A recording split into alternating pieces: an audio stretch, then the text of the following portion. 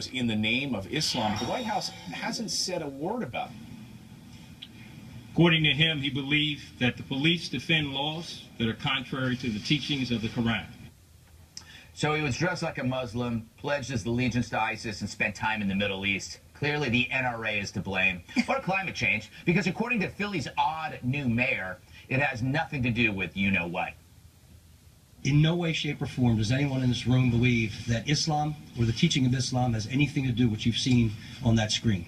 That is abhorrent. It's terrible, and it does not represent the religion in any way, shape, or form or any of its teachings. I repeat, the attack has nothing to do with Islam, and cirrhosis has nothing to do with bourbon.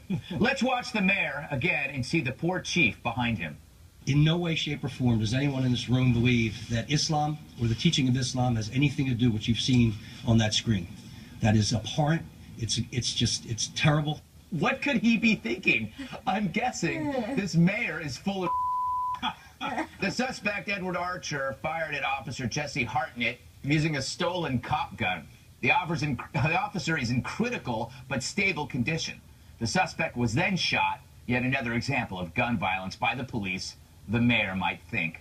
After all, that's how he labeled the initial attack, not as terror, but as gun crime, a coward's approach to jihadism that conveniently avoids judging the actions of others. You don't need to condemn radical Islam when it's the gun's fault.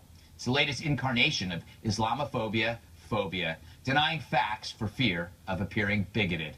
And so we must watch our behavior, but not theirs. And then, of course, we move on. Remember San Bernardino? It's the forgotten terror attack that led to a presidential seminar on gun control, which seems to me like the wrong approach. As we've hardened large targets, the only soft targets left are us. So how do we defend ourselves? I say give peace a chance by learning to use one. Tucker, let's examine the motive of the mayor. Is there any legitimate reason why he would say that? About, like, it has nothing to do with this. Maybe that's the right thing to say. Well, I mean, he's a progressive politician, so his first instinct, wake him up from a dead sleep, is to lie and demand that you become complicit in his lie by pretending to agree with it. So that's, I mean, that's part of what's going on.